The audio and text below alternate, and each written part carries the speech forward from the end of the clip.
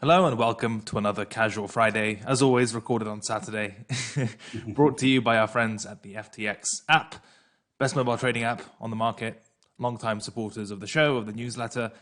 It's kept us out of trouble, so support us by supporting them. And as we've said before, there's a very helpful hide portfolio button, especially if you're a Luna holder, which we'll talk about shortly. That might be something you'll be using or have been using recently. Look, I know we like to shit post about like people's pain and stuff just because we've been through it ourselves so many times. But all jokes aside, the Luna wipeout and that whole depeg debacle is one of the most kind of grotesque things we've seen in crypto, like for real. And you know, my heart genuinely goes out to people affected, especially those who thought they were just like safely parking their stable coins in UST. Because I mean, the amount of wealth kind of just wiped off, like, you know, the amount of money erased by this move, we've never seen anything of this magnitude and at this speed before ever in crypto, right? So depending on how you count it, it's like tens of billions basically gone overnight. It's absolutely shocking. And it's like straight to zero too, right? Straight to zero. It's like we've seen a bunch of dumps where stuff goes down 50, 60, 70, 80%, but never just like straight to zero other than like smaller Ponzi's that we've had. But this is by far the largest one. It's insane, completely Unreal. mind-boggling to think about. Like you said, especially if people are just like parking in stables, which you think should be risk-free, but yeah, went. So It's unbelievable, isn't it? And it also, what makes it unbelievable is the speed of it, the magnitude of it, and also those who are affected. Because there's this idea that only kind of retail first cycle plebs lose money on the, you know, Ponzi coins, which go down at this type of speed. Because as you mentioned, it was very much a one-way move, right? It's not like it broke market structure and then you had a big move and then it kind of trickled out. No, this thing just literally went to zero, right? But if you think about who's been affected, you had some of the brightest names, biggest funds, whatever, taking pretty significant hits, which is something we'll discuss when it came to this ecosystem. You know, so some names which people essentially, for better or for worse, I would speculate also trusted by proxy, right? Like, oh, all these funds I recognize from Twitter and they're really successful and know what they're doing. You know, they seem to be investing in Luna and they've talked about Anchor and whatever else. So, you know, how bad can it really be? Clearly, it's not that much of a Ponzi, right? And and it's also something insane about the fact that how many times you've discussed, and in general, we talk about the thing where in your first down cycle, you experience that premise of something going down 99% and then it does it again, right? Or 50% and does it again. And that, you know, kind of became a bit of a meme.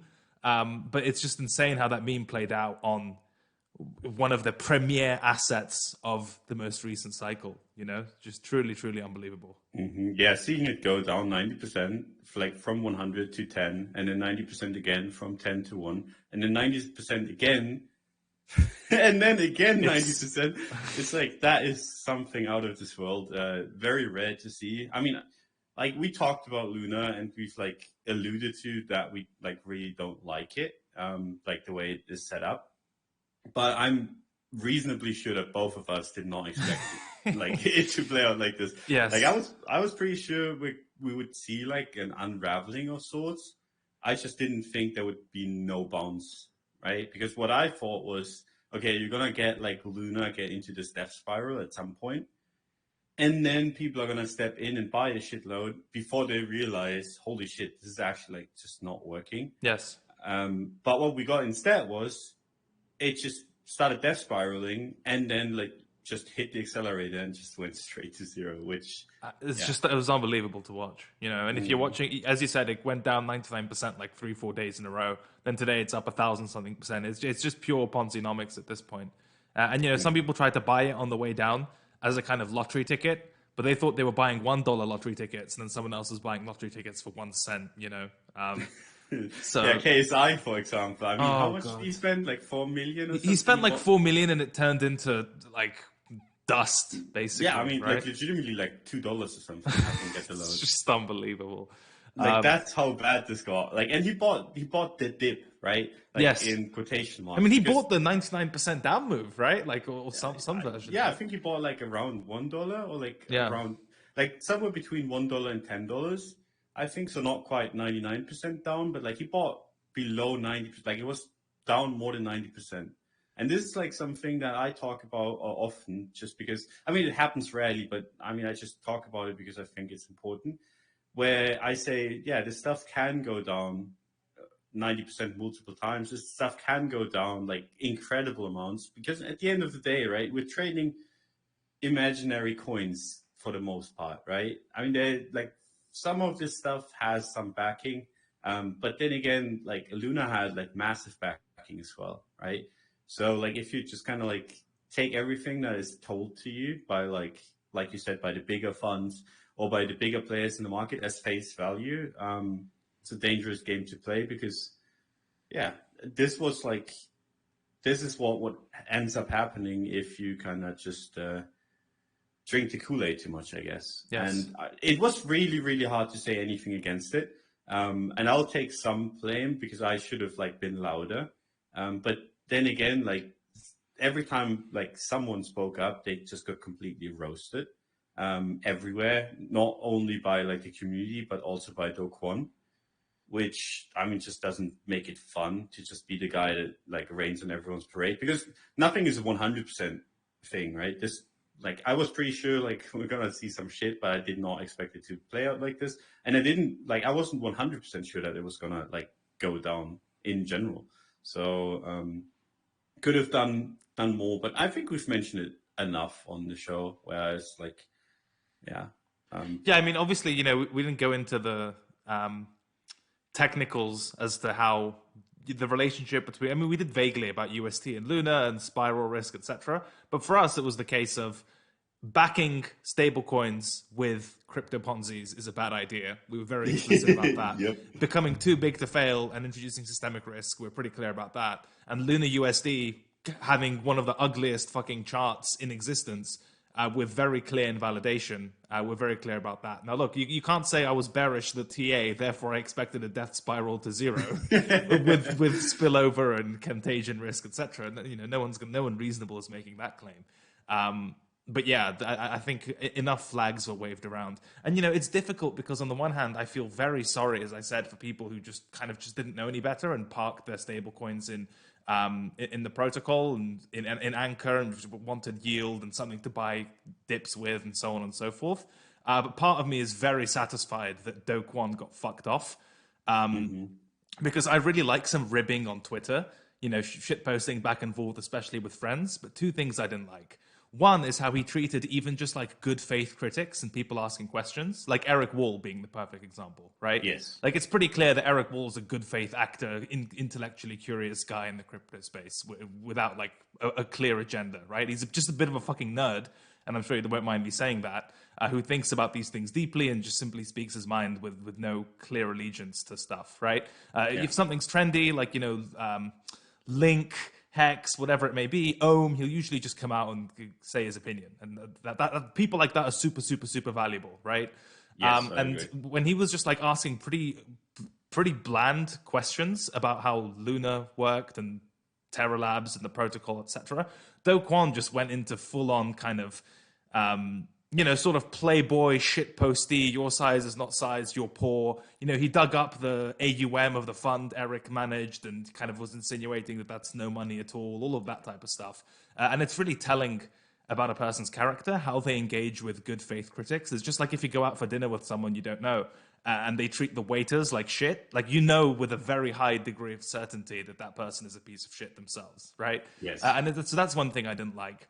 And the second thing I didn't like at all, and this is something you and I discussed, is, he tried to become, he became a systemic risk, but it was very deliberately so. And that's not even inferring from his wording. That's quite directly he stated that he wants to get to a point where Luna or Terra, UST failing would be the equivalent of crypto failing, Those are his words, not mine. Those aren't insinuations or anything. That's almost verbatim. Well, guess what? Your stablecoin's fucked. A bunch of people got rinsed for it. And, in terms of how that's affected crypto, I mean, I'm looking at 28.8 right now and a lot lower on a bunch of altcoins. It certainly didn't help. We will discuss, the contagion risk or spillover risk, but it could have been far worse, at least when shit started breaking. And on that note, the first kind of news article I've got, and as you can imagine, a bunch of it is Luna oriented, is over 1 point. This is from the block, as always. over 1.2 billion in Bitcoin reserves remain unaccounted for by the Luna Foundation Guard. We just don't know where the fucking money is. They accumulated 2 billion in Bitcoin reserves and provided a loan for 750 mil. The rest of the amount, over 1.2 billion in Bitcoin, remains unaccounted for by LFG. Where the fuck are the coins, Don? Dude, I have read that, like, he posted, like, Do Kwon posted yesterday, I think, that, like, he would update everyone on where the coins are, which is such a weird thing to say, right? Insanely weird. I have, like, he was like, I'm so busy, I'm not gonna divulge it now. Where it's like, dude, you could just say, like, I sold them or I haven't sold them. It would take the exact same amount of time. You know what? I think there's a very clear answer to this. I don't think it's Do Kwon talking anymore. I think it's his lawyers. I'd be very surprised if at this point any communication you see from him, be on Twitter, privately, in governance forums, because that's where he first started posting initially, right? Back on the Terra governance forum. I would be very surprised if at this point he's actually saying anything which hasn't been vetted.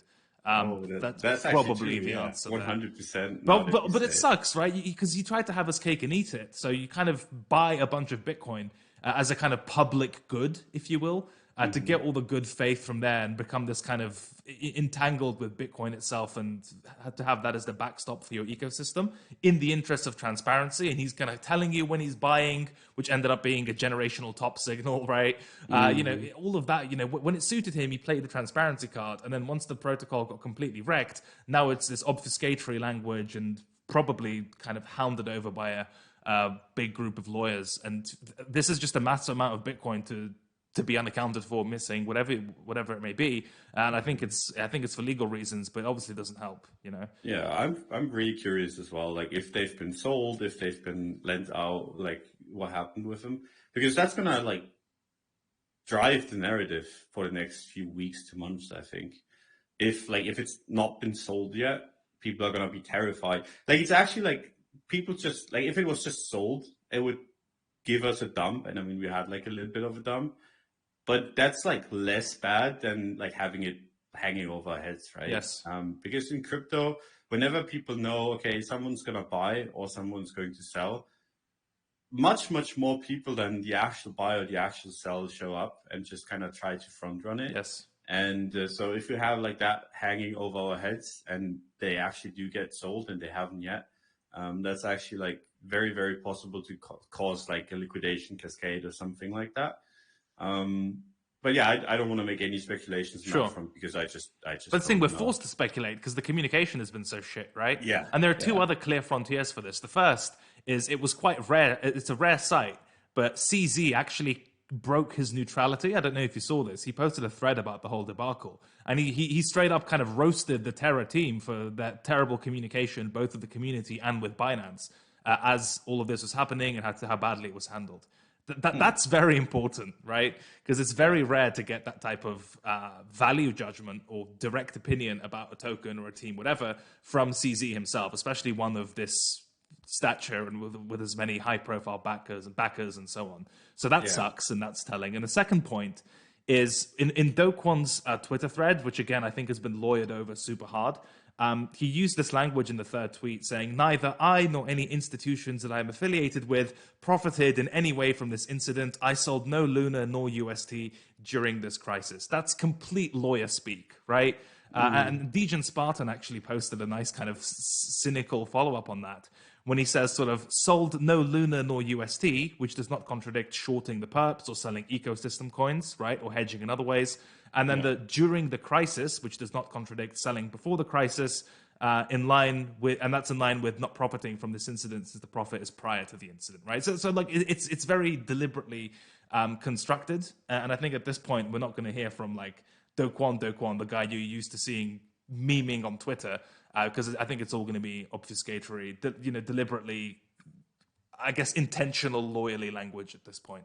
But yeah, this missing supply on BTC is obviously really shitty, and some transparency would be nice. And it's the same with like Jump. They haven't been transparent insofar as like what actually happened, how did they deploy the reserves, what's left, what was their personal stake or hit like, or trading around the incident.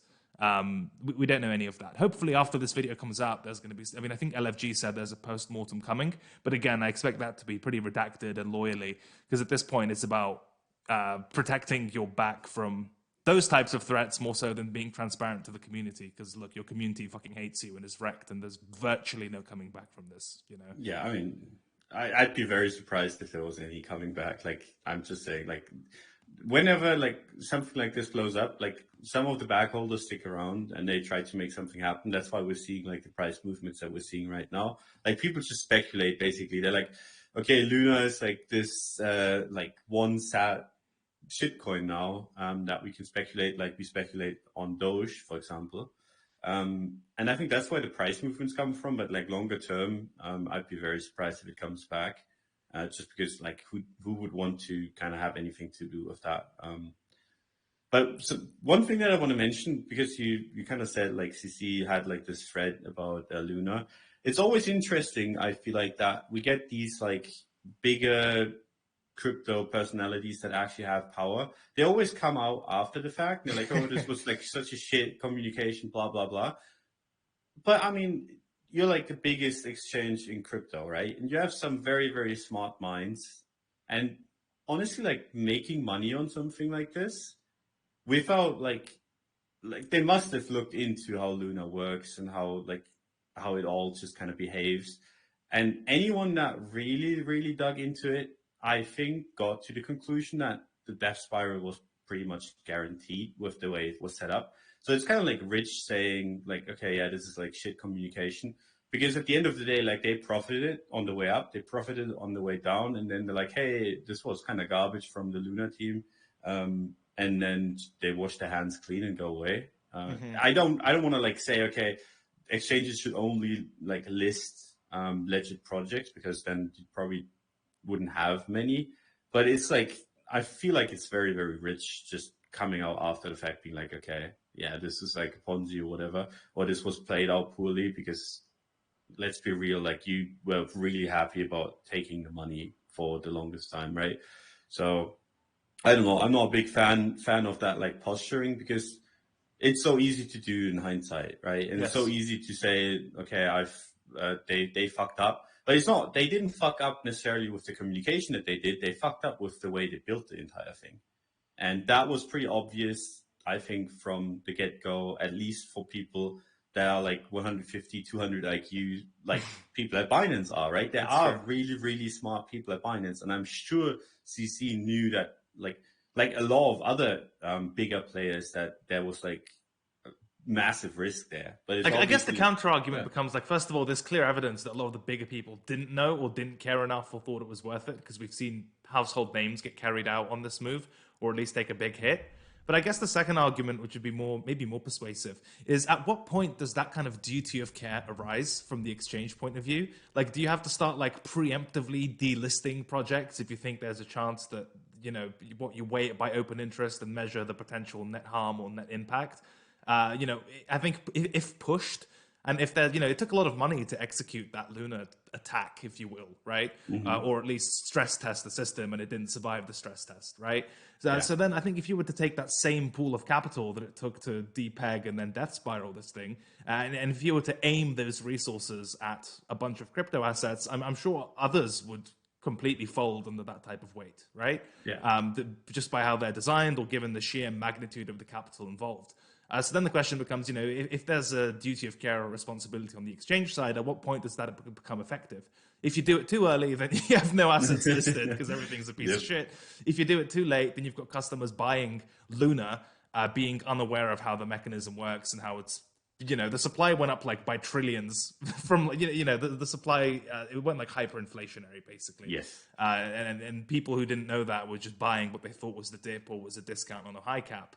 And then, you know, that's a separate discussion of how much should they inform their users of that. I think FTX put up like a small warning thing, but kept the perps listed and delisted the perps eventually. It's a very, very tricky argument, right? Because it's not clear, at least to me, at what point you identify that your customers are all going to get rinsed by this thing, and you can't even really make an information asymmetry type of argument because, as you say, it's baked into the protocol that this death spiral could happen, right? Yeah. I guess where I would fall from a practical point of view is The thing is, even this is tricky. Once the death spiral starts to happen, what does that even mean? Is it the first day of 99%? The second day? The third day? Is it when it breaks the peg below 0.9, 0.8, 0.7? You know, it's really tricky. And I don't know if there are any easy answers for that. I don't know what you think. Yeah, I don't think like there's necessarily an easy answer. I don't think you can like delist it while it's like trading high. You just have to kind of like have it run. I guess it's crypto after all. I just don't like the posturing after, Yeah. which is like you can. It's like you said. There's a lot of arguments to be made both ways. I think where you like you have to protect your customers, but you can't just like tell them what they should be allowed to buy and not buy. It's just like at the end of the day, it's like your choice. And if you're blaming anyone but yourself for this kind of stuff, I think you're doing yourself a disservice because at the end of the day, you're responsible for your own actions. Always. And even if it's not like your fault, quote unquote, it's still on you to fix it, even if it's not your fault, right? And I think just the general, I think you touched on a really important point there. If you're one of those people who's like, yeah, I think, BitBoy said it's like 100% the US government, or words to that effect. He said it was like, he certainly believes, maybe for entertainment purposes, maybe satirically, but he phrased it very seriously, that it was a US government operation or attack on UST. And then there are, of course, the other people now saying it's Citadel, it's BlackRock, it's all these big market makers and institutions and banks. Like, pause. If you're the type of person who subscribes to that type of reasoning when it comes to your investment, you're probably a fucking loser and you will very likely stay that way. I normally shroud my comments with a bunch of nuance and that type of stuff. But that to me is just like so clear on this occasion. If you're in financial markets and trading and investing, whatever, and you're the type of person who naturally falls back on those greater forces, evil, out to get me explanations, you're not going to make it. Stop it. Stop it. Yeah, it's actually very well said. I think that attitude in general doesn't get you far in life, but especially in markets, it's just gonna completely ruin you. Because even if, and I'm like saying big if because I don't think that like BlackRock or whatever were behind this, but even if there were like a bigger force at play that was like just trying to get you, you put yourself in the position to be God, right? Like you went there and you all in Luna and you kind of made it happen. It's like all of this is like experimental, right? I would even say that Bitcoin and ETH are still very much experimental. So it's like the only reason why we have these kind of like 500, 600, 1,000% up moves is because this stuff is pretty early still, even though it's like been around for like a couple of years now.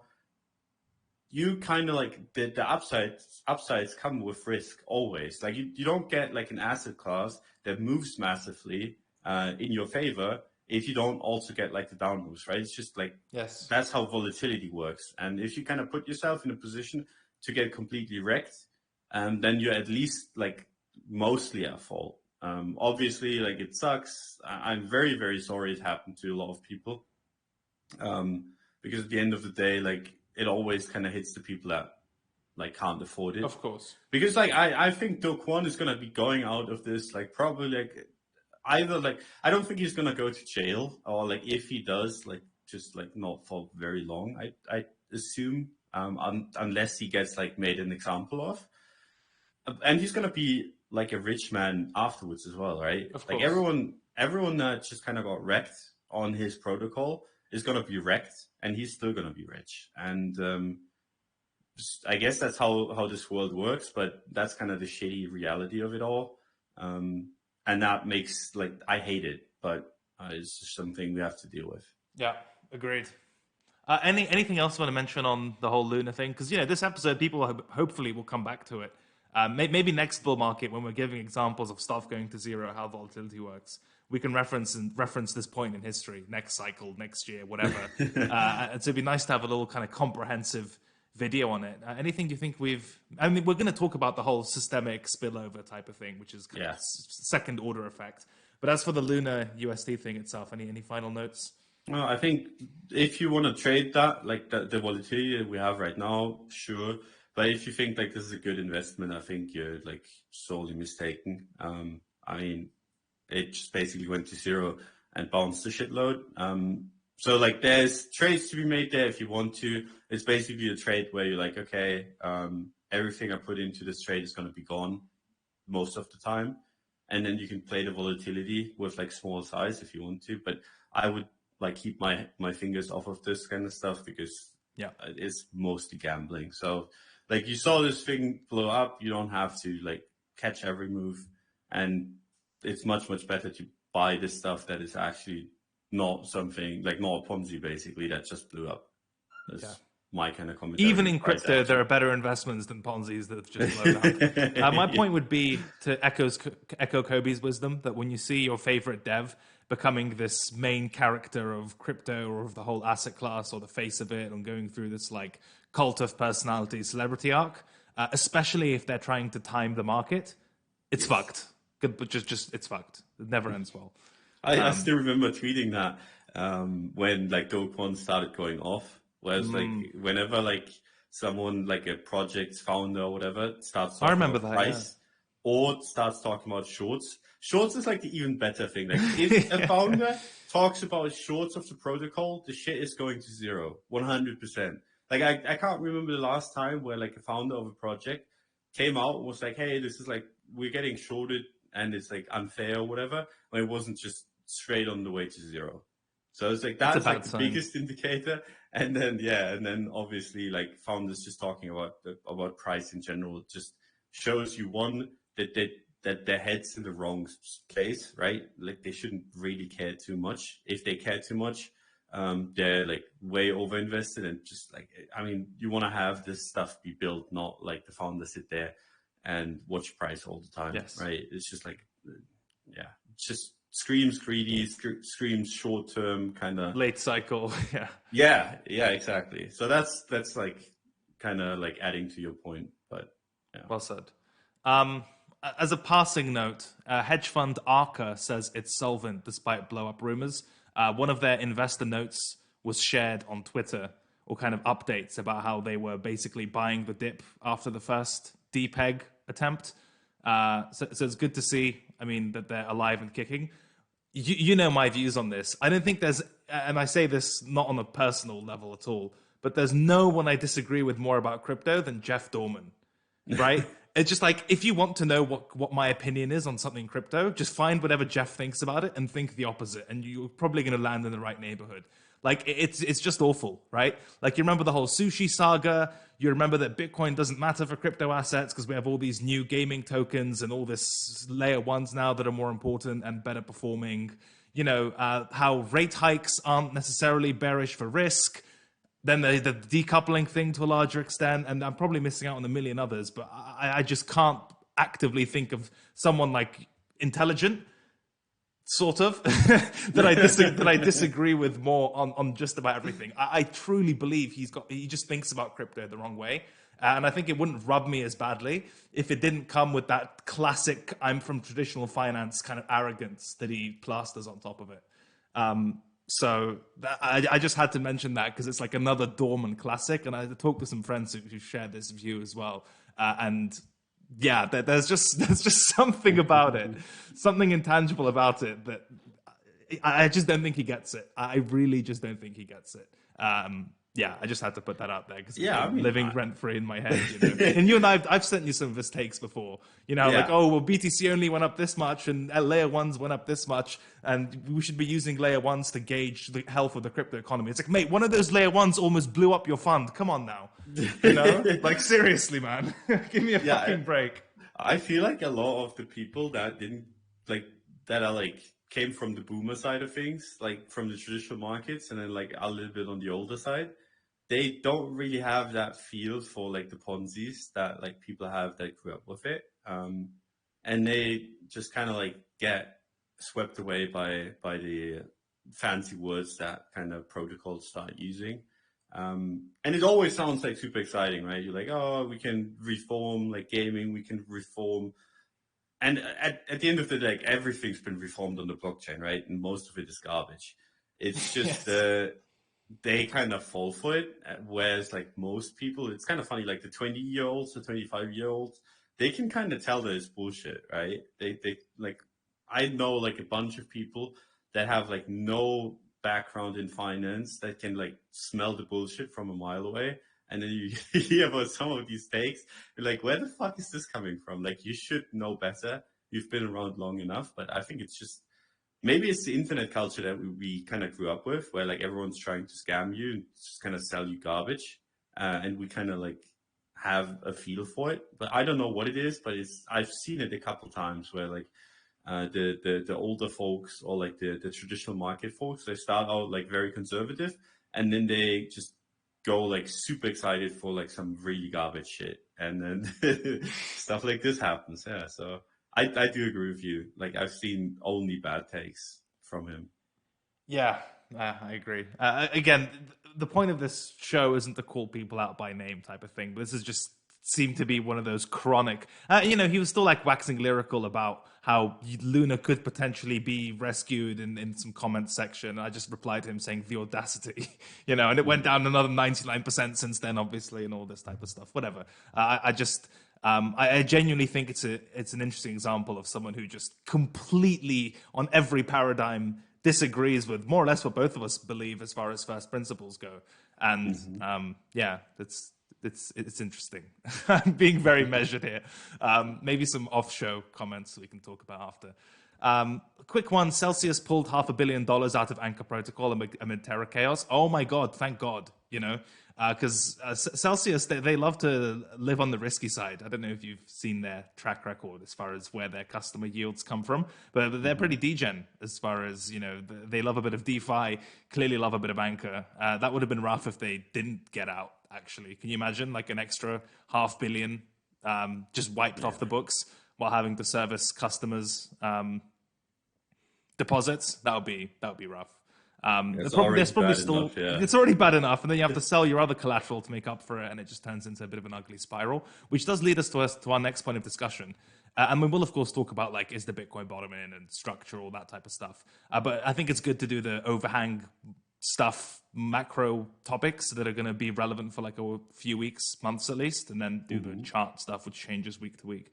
So on that note, I think you can summarize this camp by bringing up two tweets. And I'm just going to do that now. The first is a thread by Chris Bernisk. I'm probably butchering his name. And essentially the argument and the second one is from Ari Paul. Now, if I had to summarize this a line of thought, it's essentially that this Luna blow-up is more bearish than it appears on the charts in the short term because there are second-order effects from a lot of these funds, market makers, sentiment, lenders, all of those things getting wrecked, compressed, so on and so forth. So even though the chart prices that you're seeing now, a lot of the things that are going to lead to more overhang, more supply, haven't kind of trickled downstream yet. So, for example, with Chris, he says, wait until crypto fund redemptions start to take effect, or staked assets pass their unbonding period and get sold, or NFT newcomers freak out and sell their art for ETH and ETH for USD, or the next Ponzi blow up, or big company insolvency is declared, and you kind of get the gist of it. And he says dislocations like what we experienced have knock-on effects as they scare people, and that is why we go down in waves, right? So he kind of sees this event as a start of a trend more so than the capitulation point or the apex of a move. And Ari, this is actually very unpopular. He got like tweeted out a lot for this and still is. But his question, his tweet says, what happens when one of the biggest sources of both centralized exchange and DeFi liquidity ... stops? We may soon find out. A major liquidity provider facing some steep losses, presumably talking about Jump. I don't have any short-term trading insights for you, but let me offer this thought on the more fundamental side. And it's the basic idea that collateral becomes more expensive, volatility goes down, all of this shit kind of trickles lower. And he actually made a very specific prediction that deployed market maker capital in crypto, including leverage, will fall 80% over the next 3 months relative to 1 week ago, which is actually a huge, that is a colossal amount. But you can kind of see that it's a similar line of reasoning that basically when you get the magnitude of, when you get this type of wealth wipeout, both in terms of speed and magnitude, it doesn't come without second and third order effects. And that's reflected. That supply only kind of hits the market later on. I'm wondering what you think about that type of argument. Yeah, the interesting part is like we can just let's assume he's right, for a second, because I mean I can't tell if he is or not. He has more info than I do, but we can kind of talk about what if he's right, if he's wrong, right? If he's right, and we get like a bunch of market makers that kind of pull out, it's so much easier to wick this thing in one way or the other, right? So like you have less liquid books. Everyone that's kind of leveraged is at more risk, whether it's on the short or the long side. It's just easy to kind of just get you out, take your money basically. Because the less liquidity there is, the cheaper it is for you to do so. Right? Yeah, market orders have a larger impact when books are thinner for those less Exactly. aware, right? Takes less money to push things around and get bigger wicks and so on and so forth.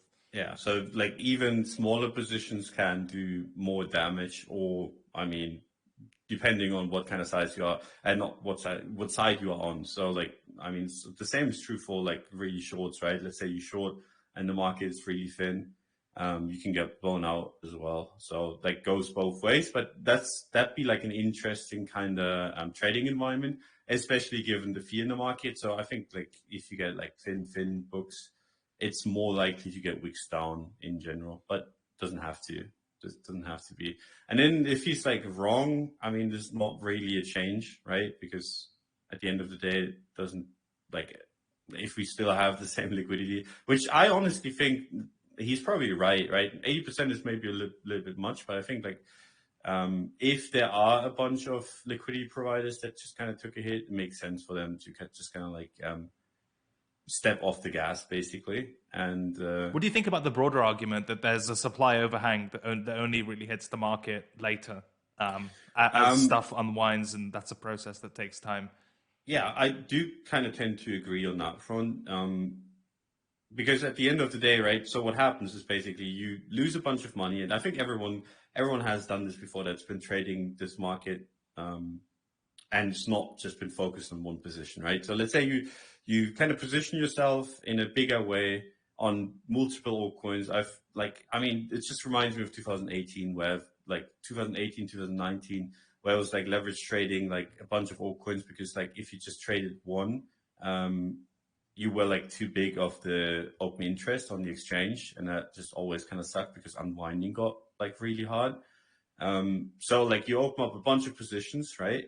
And then the market moves against you, right? And so you kind of, what you do is you still think, okay, I'm probably positioned right, but I kind of have to risk off, like this is proving me wrong. So what you start doing is like you start selling the weakest positions, right? You go and do like sell the altcoins, sell the stuff that you don't really care to have. And then the more you kind of lose, or in general, the more you kind of like you're wrong, the bigger the more stuff you have to sell off that you're reasonably confident in, right? And I think that's kind of what we're going to see if there's a bunch of people that took big losses, which I think there are, whereas they sell their weakest position first, they start unwinding, and then you get like these waves of like just selling on a bunch of stuff. So I do kind of agree that that's the case. It's just a question of you can always make that argument, right? When prices are going down, like that people are losing money and they have to sell, but there's always like a bottom somewhere. So I wouldn't necessarily say, okay, this is guaranteed to go down just because like a bunch of people are at risk. Because you could also say like if that gets gobbled up, right? There's a clear path forward, and that's up. But I do agree like that there's a bunch of extra risk due to like Luna failing, but there's also a bunch of less risk because Luna was a big risk in itself, right? Yes. So it's like I'm actually more bullish on the market as a whole now that Luna's gone. But as Ari said, and as a bunch of people said, and as you said, there's overhang there. It's just I think it's actually smaller than it was before, just based on the fact that the Luna blow up wasn't just used to kind of capitulate the market entirely.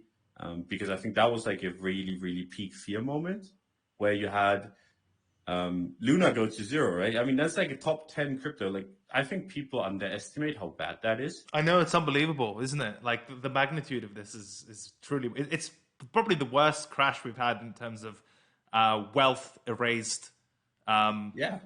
in absolute terms in the shortest period of time, right? Like even COVID stuff, if you consider the market caps at that point and how long it took, I don't think it comes close, right? Yeah, I think it's very like the COVID. Like it could have played out like a COVID crash for crypto, right? It's the perfect setup to do the exact same thing because I mean, people were like freaking out. People started selling Tether. I know, That's how right bad into it got. Trabuco's hands. Yeah, I actually tweeted about it. Like every time people like sell Tether, like that's just like Tether's probably going to be around longer than you and I are going to be, because I don't know, like there's been so much FUD thrown at it and it's been surviving. And then you see like these algo stable coins that are supposed to be the future, and then you get like a 10% Bitcoin move and they blow off and they blow up. So it's like, I don't know, it just kind of seems unkillable. But yeah, when like that's peak fear, right? When people actually are afraid of their Tether positions, that's every time been in the last few years, it's every time been a peak fear. And we've had that. And I think it's not necessarily just retail that feels that, it's also like the funds that kind of start realizing, holy shit, even like our high conviction bets aren't necessarily safe. And that doesn't have to mean, I think like in general, it's not as bad of a sign as, I think it's a good sign that we didn't go to zero basically. And it's not as bad of an overhang that we like can't overcome. So I'm like on that front, I'm not too worried. I could be completely wrong. I think like in general, if the S&P, and this is going to be my call, if the S&P doesn't dump, I think we've bottomed for like the short term and midterm probably. Nice. Yeah, I'm curious to see how that entire kind of, because it's just you have to guess, right? We don't even know where the billion in Bitcoin is, let alone trying to project future supply from funds, maybe having to sell other positions, whatever. We just don't know any of that, right? It's a lot of unknown variables. One thing which kind of is on my mind is if you think about, like, for example, you have a bunch of long, like you have an uptrend, a bunch of longs built up, and then the longs get wiped out. You can make a very clear case, at least on the spectrum of like where are the coins changing hands or from whom to whom. When you get the plebs wiped out on the liquidation cascade, you can make a much more compelling argument that coins are moving from those kind of weak hands who are over leveraged into strong hands who are buying the discount or doing the ARB, the basis trade, whatever, right? Yeah. Like mechanistically, that trade is more clear. For me, it's less clear, the coins changing hand argument when it's a product of like household funds and top market cap asset, which is going to be part of like passive exposure indices as well, just getting completely wiped out. There's no kind of counterparty to that really, right? Like maybe the short positions on UST or Luna, whatever, but there isn't like that neat wealth transfer from people who are forced to puke and then kind of value buyers absorbing that puke. It's very destructive changing of hands, and maybe it's not even changing hands because the whole thing just went to zero. There's no one kind of the list of beneficiaries of that is a very short one. You mentioned Tether. Just on that note, I was reading a Financial Times article. I know, terrible idea. Their crypto coverage really isn't that great.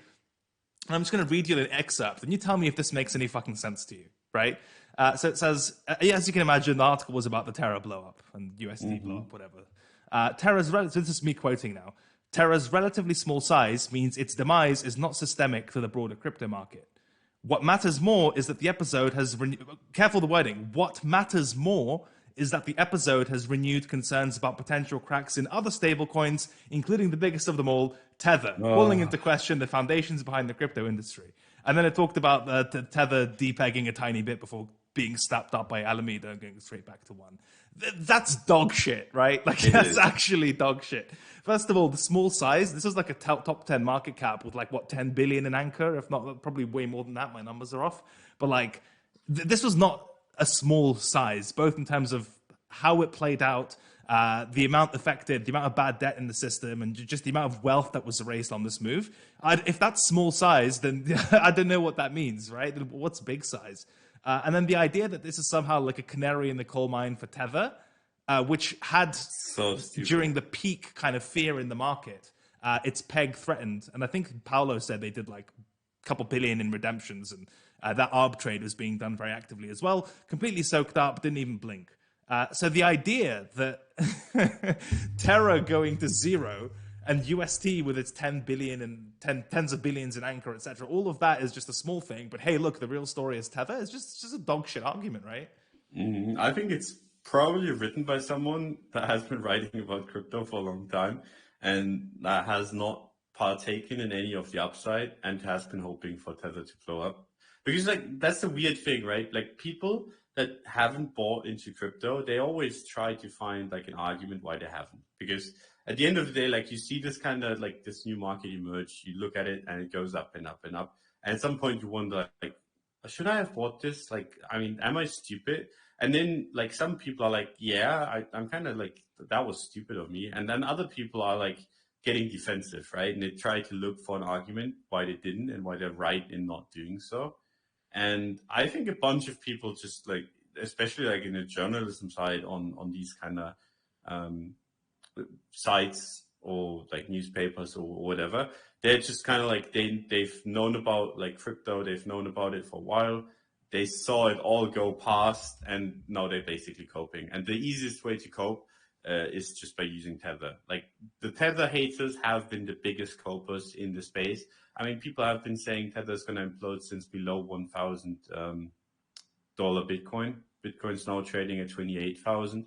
And I mean, Bitcoin isn't the thing that went up the most. Like there were like a bunch of stuff that went up higher, and they just like write garbage shit and have stupid opinions.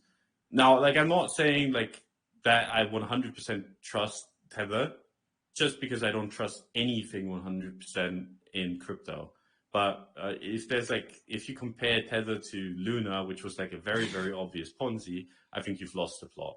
It's just the Like, cognitive dissonance required to report on one of the biggest wealth wipeouts and most impressive bank runs ever, and simply to use that as a medium to poke at Tether it just doesn't make any fucking sense to me. It's such a massive absurd story in itself. One of the, people are going to be talking about this years down the line, right? As a maybe Yes. like the kind of story you tell your children about market cycles so they get scared and take some profit, right? This is one of crypto's defining moments. And you use that to poke at a small Tether scare. Fucking lazy and embarrassing, to be honest. Missing the real story, I feel like. Yeah, and there's a huge story there, right? Exactly. Like, and I mean, we're going to, and this is like, don't get me wrong. Like when I'm saying like, yeah, it's like, I'm glad that it didn't blow up completely. We're going to hear like, this is going to be shit for us for the next year, 2, 3, or 4.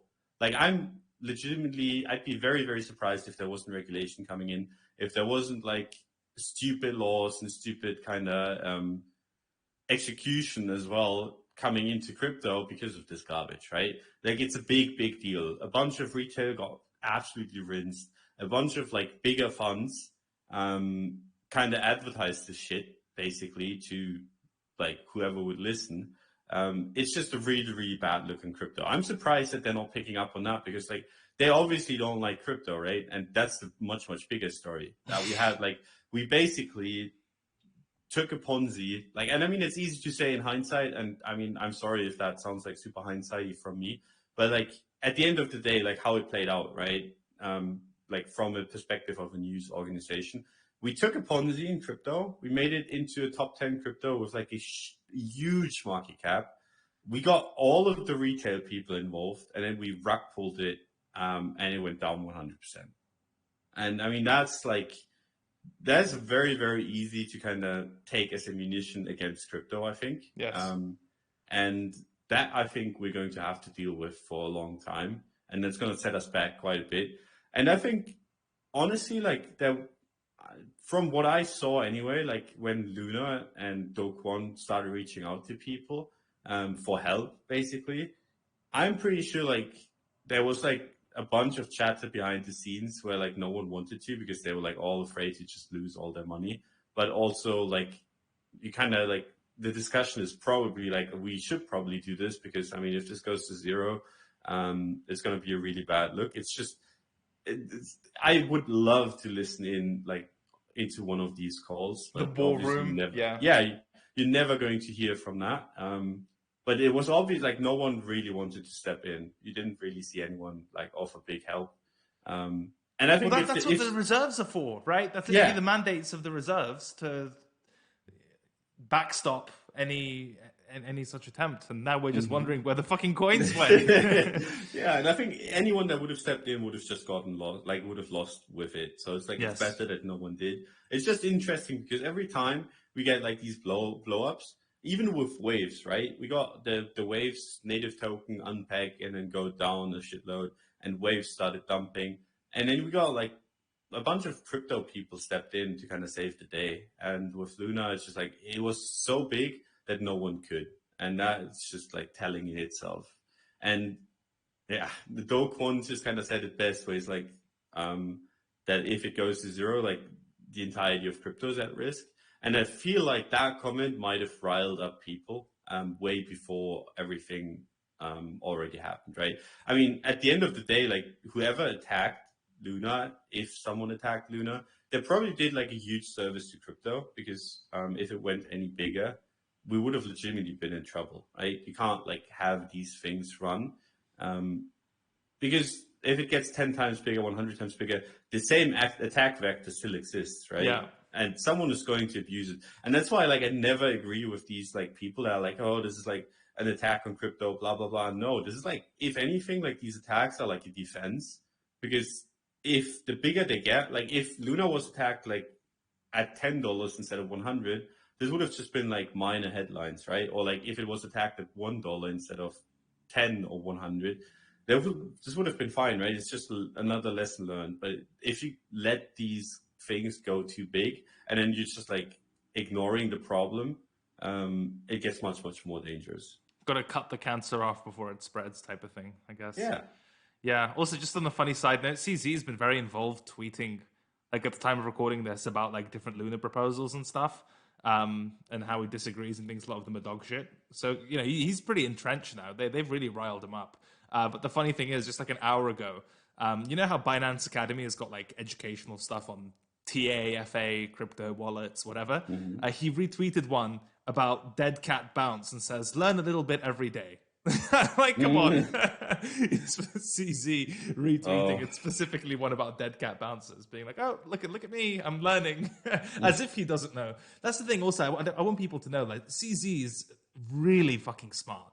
He's really fucking smart, and he was like building out OKEx before people knew what derivatives were in crypto, really, right? So this idea where he plays himself off of this like super benign, oh, I don't know what's going on, just the Binance team is super decentralized and very smart, and I'm just like, oh, silly old me, I don't know how to trade. Bullshit. He's forgotten more about trading than you'll ever know about trading. Like, don't. It's worth employing some cynicism when he plays himself down too much. He didn't get to where he is and stay up there without being a completely kind of cerebral, very intelligent operator. Yeah. Right. Should we look at a chart? That's a lot of chatter. Yes. I've got BTC USD monthly up. I don't know if you watched my short snippet video that I made. My basic idea was, that monthly support where, the 35, 37 lowest close range low. I was like, look, obviously if it closes back up there or through there or reclaims it, that's good, because that's a range reclaim. And I said that's basically what we had at the range high, right, at 58.60. We actually did close above it, but it just didn't go anywhere. And then as soon as it got back in, it went down in a straight line.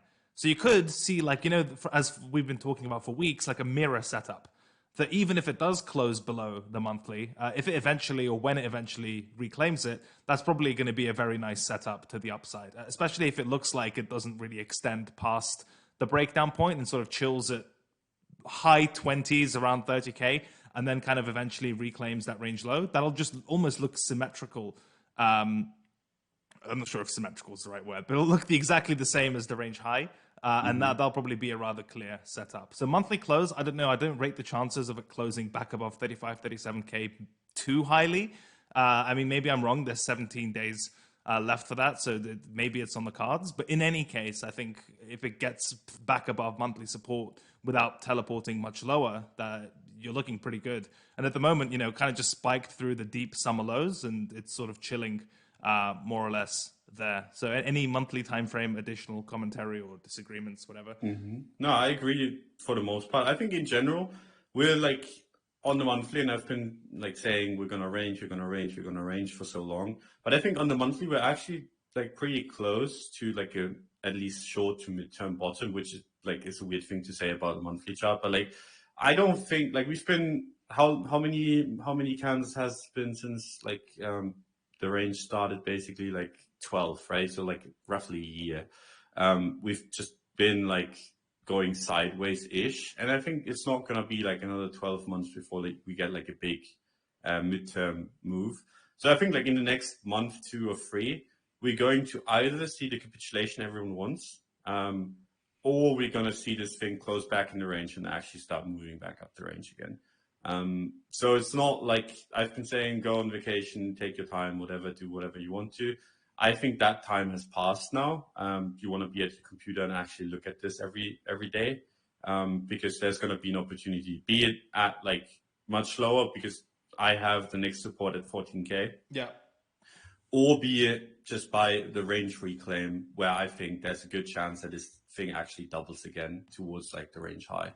Like that's how I think we're going to go, just based on like volatility picking up again and all the FUD in the market and all the panic and the fear. Whenever you have this much panic, fear, and in general just like uncertainty, you either get a capitulation or you get a bottom. Like there's not really an in between. Like I'd be very, very Up or surprised. down, helpful.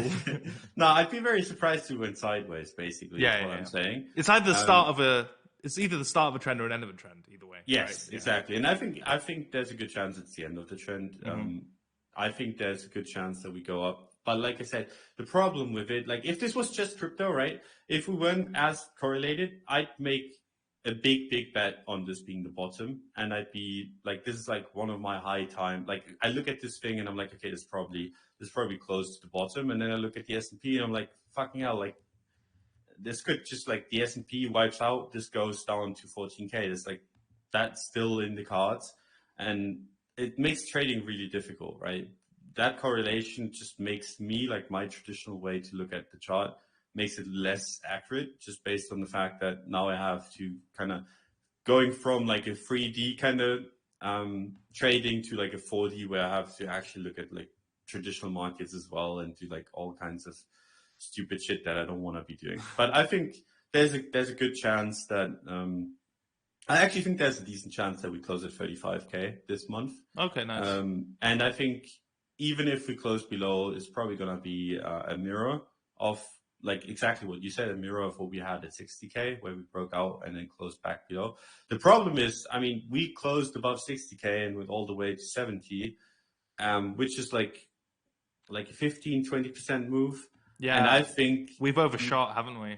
Yeah, we could easily do like the same thing to the downside, where it's like you have like a much bigger move to the downside that you then like reclaim. Yeah, we're almost. I mean, depending on what boundaries you use, from the monthly, the low is almost 30%.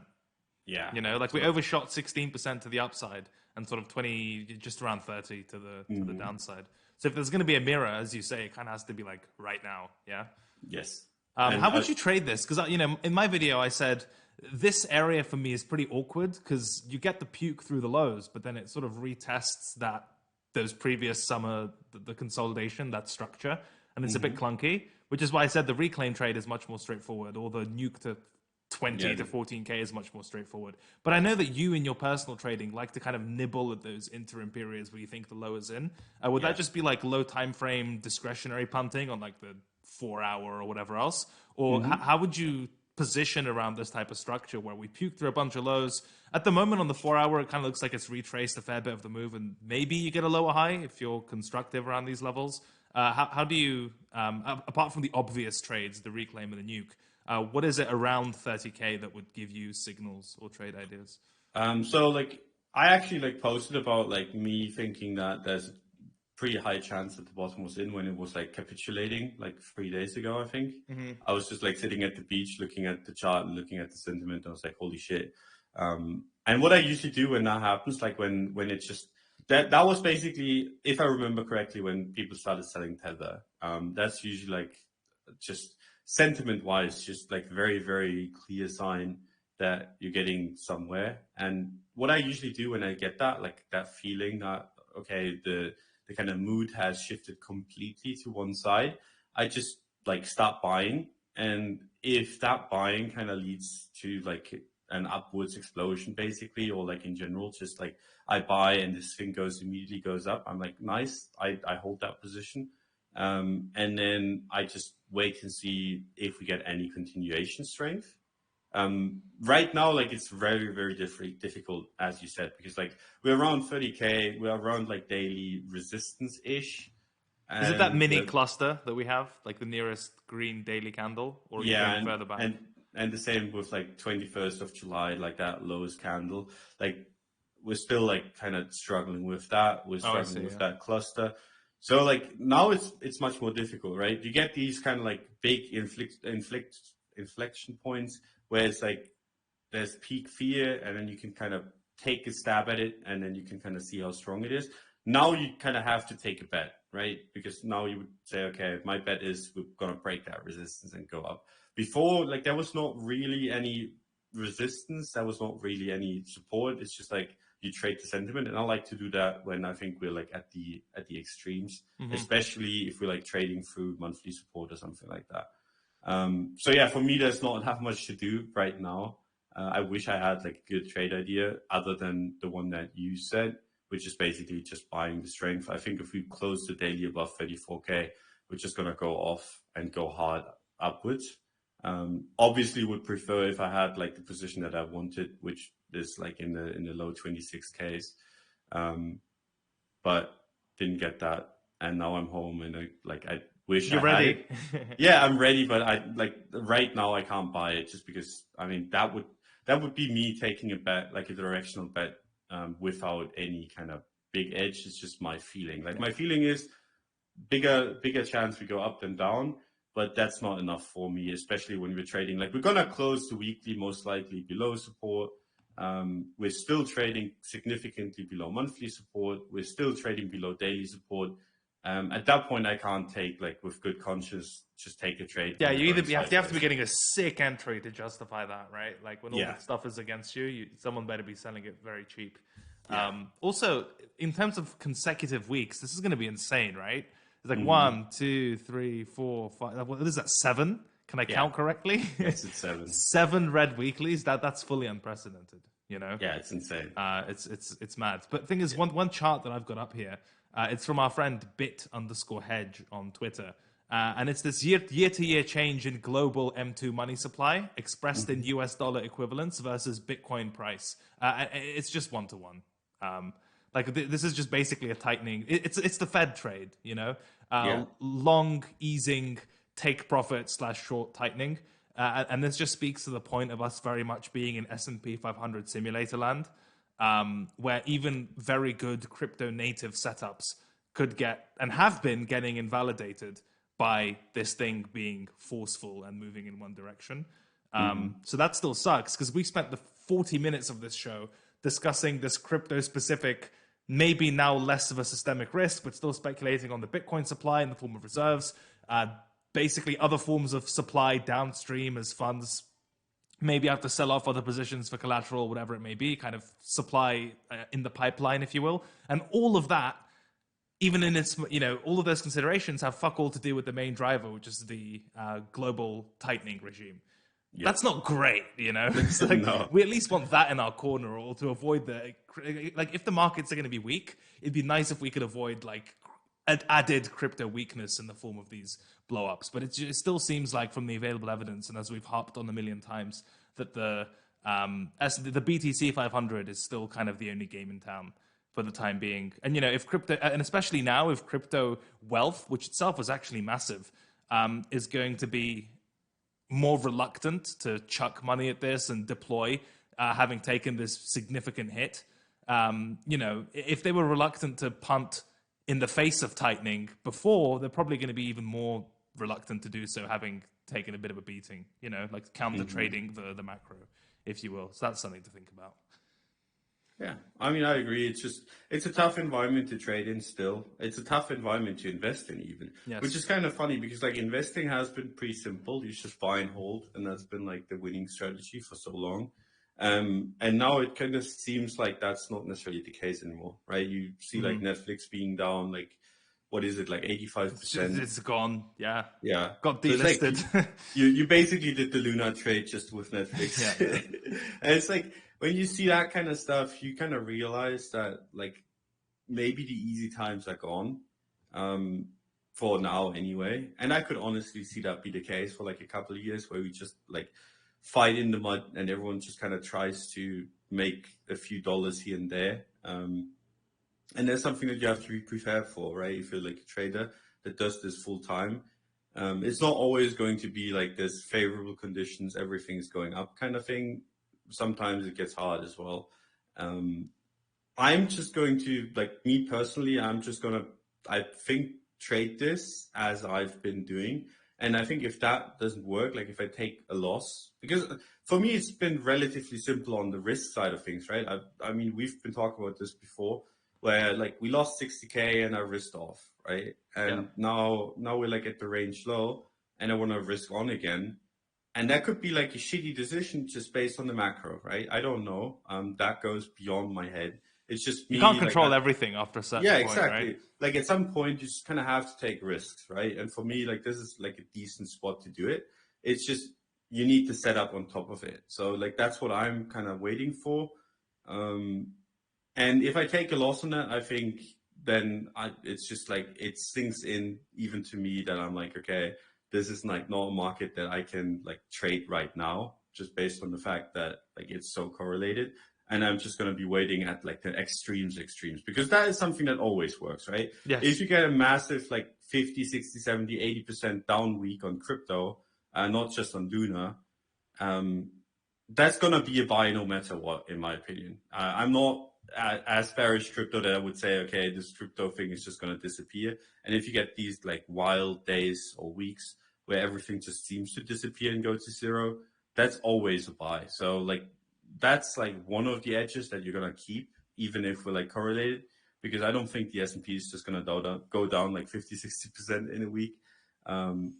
Saying that, I probably shouldn't have said that because you know what's going to happen. Well, the thing is, like, tightening isn't going to last forever, right? Yeah. That's the thing. And when the market starts calling the Fed's bluff on tightening, or thinks it's overcorrected, or inflation comes back into line with policy expectations, or supply chains ease up, or whatever combination of that macro crap comes together, and the market is kind of ready to punt risk, you're not going to really have to wait for the Fed to start easing before asset prices start going up, right? There's always going to be a kind of leading. A market's supposed to be forward discounting, right? So you'd expect them to front run that to some extent, like when they think peak tightening is over. You don't have to. Basically, my point is, things are probably going to risk on when markets believe that peak tightening has been hit, not when you start to enter like the super easing portion of things. You know, there has to be that kind of time-based discount, and then it's a question of how much of a discount do you want or / reasonably expect on names you want to own before that regime shift takes place, right? And if it ends up being really cheap, awesome. If it ends up being like now, as long as you have a plan to, even if you have to buy at a premium, as long as you have a plan for that, that's totally legit. Yeah, LARPing about macro is always going to be tricky. But it did get me thinking. I was sitting at this cafe for breakfast, and I just opened up the notes on my phone. And I was going through in my head all the narratives about Bitcoin and crypto that we've been like shit fed by, not the market, but I guess like thought leaders or what we collectively believed in, or stuff that's just aged really poorly, right? And when I sat down and started like noting these things down, and I'm sure I've missed a lot of them, the list is still long. And you realize like how shocking it is, the stuff we've subscribed to or has been quite popular during the course of a pretty one-sided market, right? I don't know. This might be a fun exercise. I've literally titled it "Casual Friday Narratives." I'm going to read it off, and you can tell me what you think and interrupt me at any time, right? Yep. The first one, and this kind of goes what I thought was kind of chronological order, but it could be completely jumbled.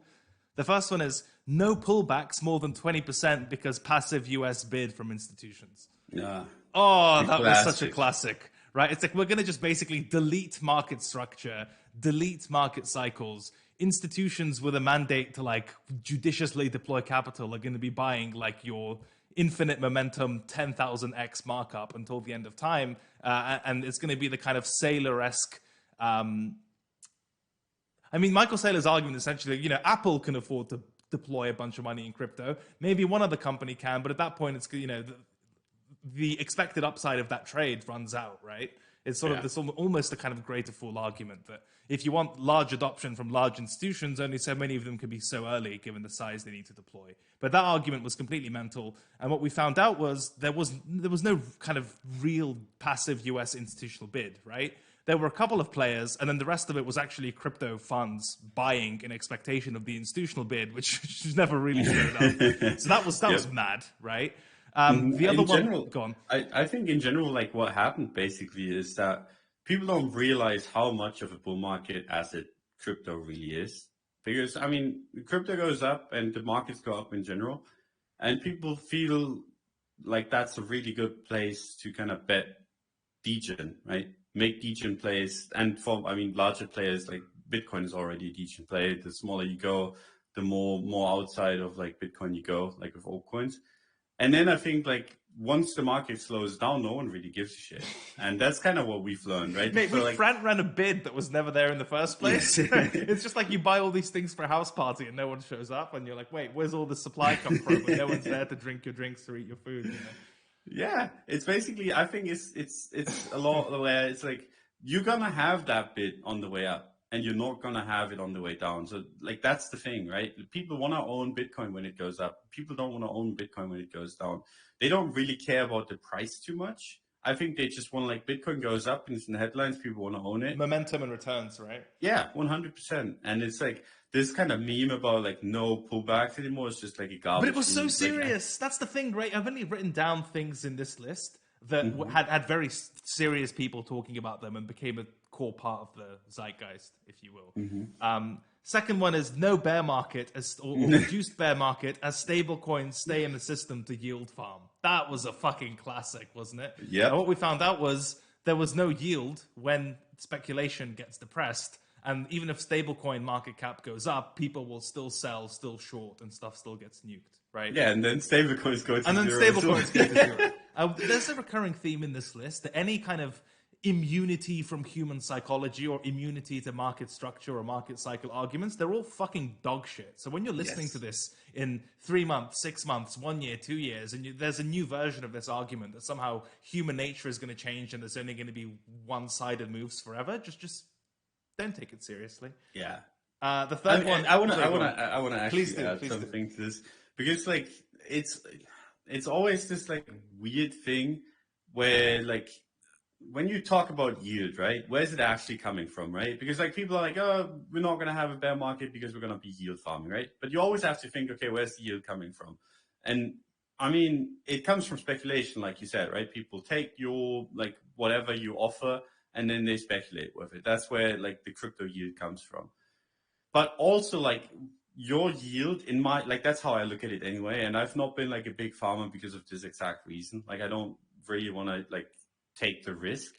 And the reason is basically like you're getting paid to take risk. You think like, okay, I have like this like stable coin and I'm in zero risk, but like you're getting paid, like holding that stable coin is already risky, right? Especially if it's like an algo stable coin. But in general, like it's not necessarily the safest place in the world to be like in stable coins, right?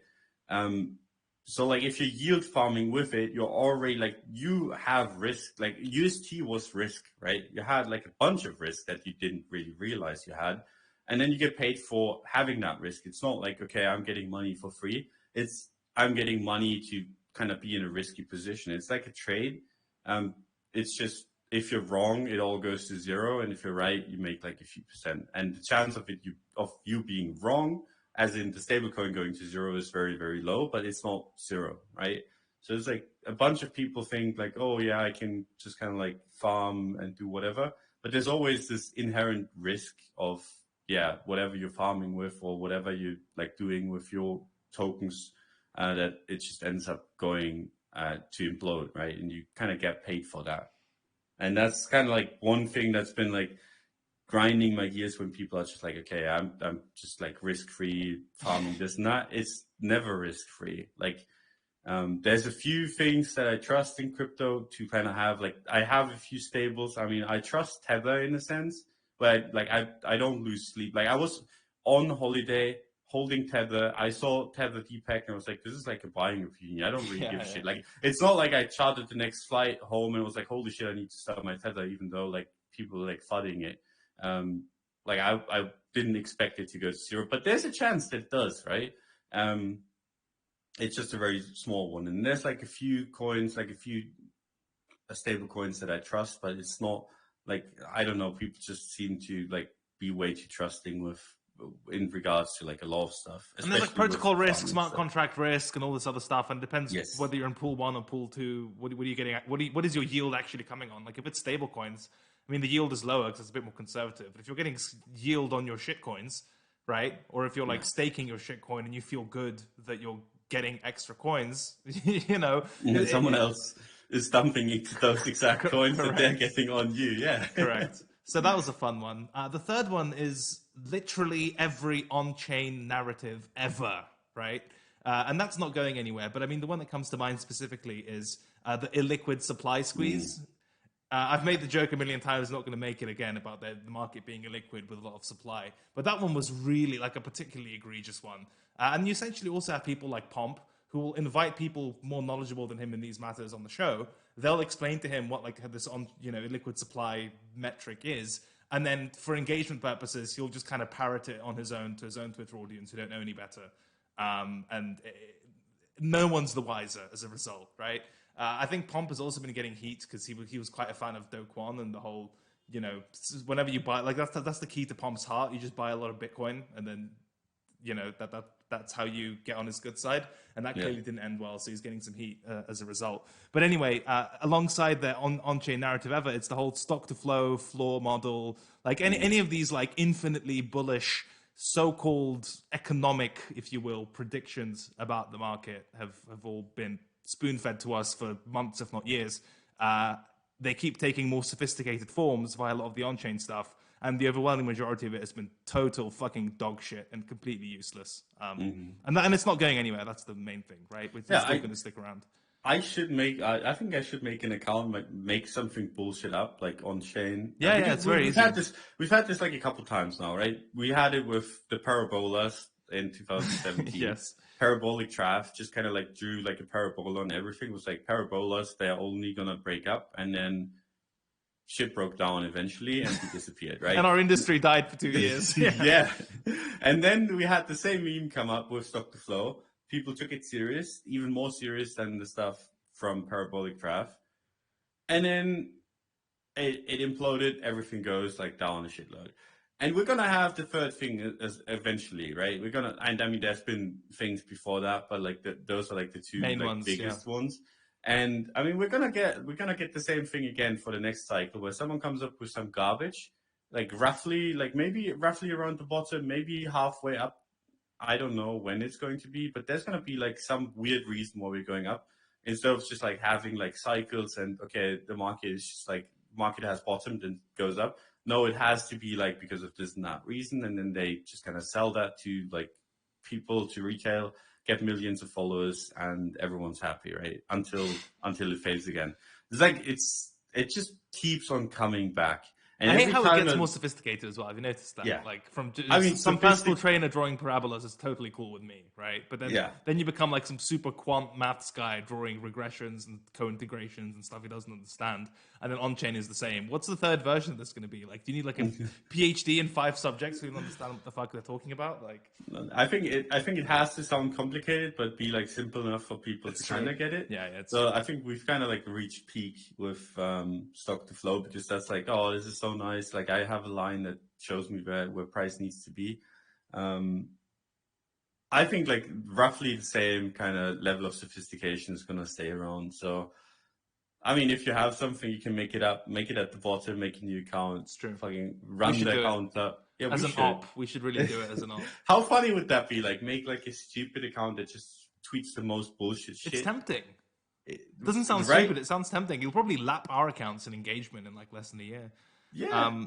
And then just have it like as a case study. At some point, be like, hey, dudes, like this is all just complete and utter garbage that we've been posting, just to see what happens. Oh, that'd be good. I quite like that idea. We just have to be more covert about it so people don't get suspicious.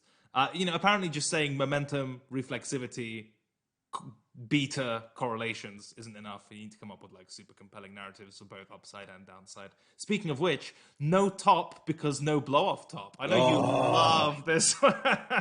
This is your favorite one, isn't it? Yeah, I mean, this is the one that I had to argue. So I don't know why people have this feeling that they're owed something by the market. Like every single cycle, they're like, I'm owed an old season. I'm owed like 100k Bitcoin. I'm owed like 50k Bitcoin. Like people are like just making shit up. And like, it can't be the top. It's like that meme. It can't be the top because I haven't made it yet. Yeah, it's like what are you doing, bro? Like, come on. Like, if you expect the market to be that easy, right? I mean, everyone would be in the market trading and everyone would be rich, right? If the market played out the exact same, 1-to-1, the exact same every single time, I mean, do you really think that it's that easy? Like, don't you think that like people are going to take advantage of that fact, and then the alpha, so to say, just disappears, or in general, like you get people trapped because a bunch of people didn't sell because like all the way down, right? They didn't sell at 60K, they didn't sell at 50K, they didn't sell at 40K because we hadn't had a blow off top. And I mean, can't top without one. It's like, it's so stupid. Like people, like as if people cannot press the red button if we haven't had like a move that went up like 50% in a day. It just makes no sense whatsoever. And I think the same argument holds true for like a capitulation bottom, right? Where people are like, we cannot bottom without one. It's like, no, we can absolutely bottom without one. We have like, usually we bottom with one, but that doesn't mean it has to 100% happen. So what people are going to do, if this ever bounces, and I mean, that's like an if, because fucking hell, does it look shitty. But if it ever bounces, people are going to be like, okay, this hasn't like capitulated. And even if it has capitulated, people like, this hasn't gone down to zero. So it's like not bottom, right? People just kind of make shit up, like make new targets lower than what they originally thought the price was going to go. And then they're not going to buy until it's like all the way back up again, where they're like, oh shit, I was wrong. And then they start buying when it starts going down again. It's just like the same old story. Because I get a bunch of people now asking me, what should I do, right? Should I be selling Bitcoin now? And I'm like, dude, like, what am I supposed to tell you? It's down from 70K all the way down to 29K. If I tell you to sell it now and it goes to 20K, you're going to like think I'm a hero. It bounces to 40K, and you're gonna be in my DMs insulting my entire bloodline. It's like there's no winning good way out. And that's when all those questions come up, right? Like at the most ambiguous or least directional points in the market as well. Yeah. And that's the thing, these people have no appetite for drawdown anyway. It's like you tell them it's bearish and it bounces, as you say, it just bounces to resistance. That question probably comes loaded with a leveraged position to boot, right? So, Yes. There's no winning. The next one on my list is super cycle / market cycle immunity, as everything else is overvalued and all central banks can't afford to raise rates. So crypto is least overvalued. So it's kind of 2 in 1. I guess that's kind of what the super cycle was contingent on to some extent. Like why are asset prices going to keep going up? Well, we're not going to go through a tightening cycle. There's a ton of liquidity. Everything else on a relative basis is expensive, and crypto is this kind of sovereign money, whatever is cheap. But I think again, the broader issue is the shift required in just human behavior, psychology, economics, etc., to justify that type of super cycle, especially when everything's already up like 20x at that point. And that's just for BTC. in terms of just like crypto market cap, altcoin market cap, etc. It was a nice belief. And I think part of the reason is if you were late, it made you feel comfortable. And that's really when you know you're someone's telling you something that's probably too good to be true. It's when you kind of can objectively measure that you're late, and yet you're hearing like a lot of reaffirming language about being early, or there being this influx of future demand that's going to make you early. That's kind of when you know you should question some assumptions. But also the marketing on that is absolutely brilliant, right? Like the name super cycle and all this type of stuff. It's insane. I think it falls short for the same reasons, not just purely like economically, but just, when you assume market cycles go away, god damn, that's a big claim to make, so you're gonna need some pretty extraordinary evidence to support that extraordinary claim, and I just don't think past hope we ever got it. Yeah, and I think it's a pretty grand statement when you say like crypto is relatively undervalued, because I mean, we're trading pictures of like shitty apes for 100 ETH a piece still. It's like, is that like we have market caps on like straight up Ponzi's in the billions. We have like protocols that like shut off when people start using them, being worth astronomical amounts. Like, I think that's a really tough argument to make, honestly. Like that, like crypto is relatively undervalued. It's just really tough for me to kind of subscribe to that, because I mean, you can make an argument that crypto is relatively undervalued just based on the momentum that it has, right? When it goes up, you can say, okay, yeah, this momentum is so strong and the markets are going so strong that like you can make a bet that the Ponzi is just gonna like inflate much faster than everything else. But to say like it's undervalued is like a tough call. the moment you go out a little bit on the risk curve, right? Because you just look at some of these coins, or like almost all of them, and like, okay, what does this actually do, right? Does this actually do anything for the world, or is it just like a coin that people speculate on? And the answer, 99%. Oh no, I mean crypto in its current form is like 99% a circular casino, right? It's just like stable Yeah, it coins to is. crypto to other stable coins to other crypto. It's completely, it's like The a use closed case, loop system, yeah, the use case of crypto, and I mean, this is like legitimately 99% of all of it is gambling. And I mean, that's not a bad use case. That's like a really, really excellent use case for bull markets, right? It's just a question of All what happens. presidents of Latin American countries. Yeah, yeah. I mean, hasn't he like removed his laser Oh, eyes that and was a actually? weird thing. He like removed it and then he put back a new picture, and now everyone in that picture's got laser eyes. But he's like super underwater in all of his spies, so I guess he's just Yeah. jumpy at people criticizing him, which is fair enough. I mean, he actually like posted about like buying the bottom and I know. being up like a million. Oh And no, I was like, that's for all you traders. That's like the best take profit signal for yourself. When you start like flexing your P&L or saying stuff like, "Oh, look at how good my entry is," or like, "Oh, I could sell now and make this much, but I won't." Just sell, get rid of it. Because I think that was at yeah, the Pico top when he said, "Oh, I could that sell now was. and make 10 mil or mil, whatever it was." Yeah, and the funny It was thing the is, Schmiko top. I actually checked how much he's down on his position because he can, and he was like down 30 million in Oh, total. And then he starts flexing like his latest buy that's up a million. I'm like, dude, this is just fucking absurd. it's rough. Like, it's not even his own money. Like, I mean, it's not his own money, right? And Correct. you're flexing how you're gambling with the money of your citizens. It's like, We I didn't mean, I even don't talk want to. about that point, right? It's like all these big purchases now underwater: Tesla, MicroStrategy, Yes, El Salvador. Like, it's interesting, right? Who sold into them? I thought like there was like illiquid supply and everything. yeah, that's a very. I mean, that question in itself is just like, even though absorbing the LFG, the Lunif, whatever the Guard BTC purchases, that's a pretty big fucking counterparty to soak up all that demand and completely swat it down. Yep. And we still don't have a clear insight as to what type of trade was being put on there. Is it just traditional Mm. finance capital soaking it up? I mean, who knows? Yeah, there's a lot there. To finish off the list very quickly, and you can just, I mean, look, we spent like, again, like 20 minutes on this section, and look at how many narratives we've had to go through, and all of them have been shit, all of them have been wrong, right? Yeah. This one is great. It's a kind of in the early days of macro LARPing. The idea was that the Fed won't tighten, and even if it does, rate hikes aren't bearish, and even if they are, it's bearish equities and not crypto. Yeah. Like it's just like this multi-tier cope about dealing with inflation and cycles applying to rates and credit cycles as much as anything else. That was rough. And then, my favorite, it's not even a trio. There are actually, I realized, 4 legs to the decoupling trade being garbage. The first Mhm. one is Bitcoin as an inflation hedge / money has to flow somewhere. Garbage. Geopolitical crisis hedge / chaos money. Garbage. ETH BTC decoupling. Garbage. Alt decoupling from Bitcoin's higher time frame trend or getting sectoral decoupling.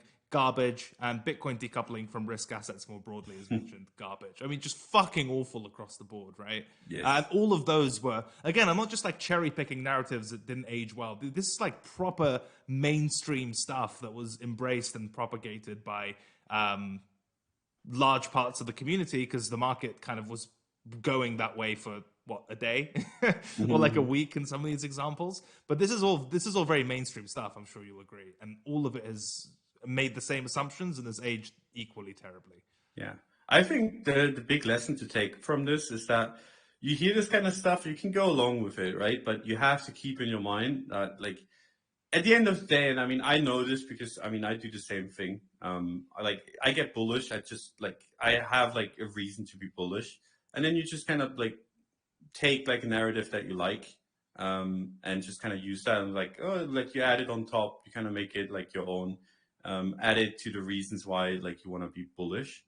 And then it sounds really nice, right? But it's not necessarily something that you're gonna have to stick with, right? You can just like have that narrative. And most of the times, like all of the narratives that Craig just basically mentioned, they led to like an up move in some sort. Like in just the short one, it was Enough like to make less. it believable, right? Yeah, and then people start believing it. Like you want to get on these early, and you want to like believe the bullshit early, but then doubt early as well, and Hmm. like actually get back out. Like you don't want to get you don't want to be the guy that drinks the Kool-Aid. You just want to see it actually be like come in basically and take advantage of it. It's like one of the easier trades to take when like people actually start about like talking about super cycle, because the super cycle thing, for example, like worked really well, right? I mean, Yes. you made a bunch of money if you latched onto that belief early, and then the problem arises when you just kind of like fully subscribe to it. And the funny thing is that the higher price goes with these narratives, the more you're going to believe in the narrative. This is how this stuff works, right? You feel like, oh yeah, this is validated, whatever. But it's actually like the more, like the higher the narrative pushes price, the riskier it gets for you to just kind of like hold on to that narrative. And at some point, you just kind of have to get off the train. And I mean, as with all coins, like people have like big problems doing that. Is I think that's one of the things that I can do well, where I'm like, I have like this narrative in my head and I'm like, oh shit, like this is gonna go up. And then the narrative plays out for a week or something. I'm like, actually, like this is kind of stupid. Because I mean, at the end of the day, it doesn't really change much. Like super cycle, blah blah blah. Like there's no real reason behind it, but you just kind of like you take that narrative, you like it, you play it for a few days, and then you just kind of shake it off. And I think honestly, a lot of the bigger people in crypto kind of do that, I'm not necessarily sure if they do it like on purpose or not. I don't think they want to bait you into a position. It's just like they're excited about buying. They kind of look for a reason to buy. They buy, they show that reason, price goes up a little bit because they had probably had a good reason beyond the narrative to buy. And then price goes down again at some point. And that No. it's just how it goes. That part's not allowed. I wish it was true, but it's just like, I mean, everything in crypto that goes up is going to go down eventually. It's just the question of, is it going to go lower than it started? Because if it does, that's kind of where stuff goes to die. Bitcoin so far hasn't done that yet, right? Like every time we've made a higher low, no matter how it's like, I mean, we went to 3K, then went to 4K, then went to 30K, or like whatever we are right now. And I'm sure we're going to make a higher low somewhere. It's just a question of where. I'm just going to draw a really big box of above zero. It's like high and low incoming. I mean, I think like the box is at 14K. If you don't like buy a shitload of crypto, if Bitcoin goes to 14K, I think you've lost the plot, because at that point might as well. Not saying it's going to happen, but I'm saying if it does happen, that's where you just fucking load the truck. It always leads to a curious, like, intellectual exercise. Like 14K is a big level everyone wants to buy. Okay, so it's 15K. Okay, so it's 16K. Okay, so and then it's like, oh well, the market's never going down, and then it actually does go to 14K. That's part of the reason I think if you want to trade a level, just trade that fucking level. Most of your concerns about like, oh, it gets front run or everyone is looking at it, all of that stuff, you can't filter for it, you can't really quantify it, and most of the time, when it actually comes into that level, especially if it's a steep premium or steep discount, people fucking pull their orders anyway because they're scared. You know, so if you're going to trade your level and you've got an idea based on like a very clear area, just fucking trade it. Don't get into this like mind game of everyone's looking, no one's looking. It's not hide and seek, man. Just trade the chart, you know? Yeah, I 100% agree. It's like the funniest thing where people have like the best levels on the chart and they're like, this is like such a good level, I'm not going to trade it because everyone else is going to. I'm like, what the fuck? This level's so good, I'm not going to use it. It's awesome, man. Fuck.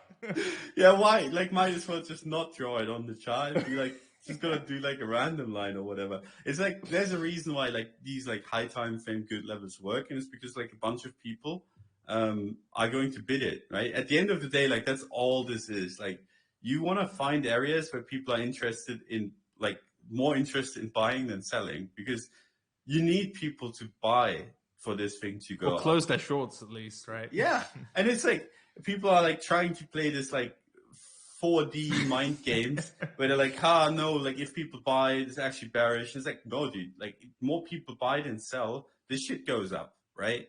And at some point on these higher time frame levels, it's just like the case that like a bunch of people have their resting orders. And more often than not, for some reason, prices tend to kind of gravitate towards like the last kind of 10, 15, 20%. They go really quickly into these kind of levels where people like actually start capitulating. And it's not necessarily like it's super, super liquid move, right? So like you get like those kind of like big levels filled.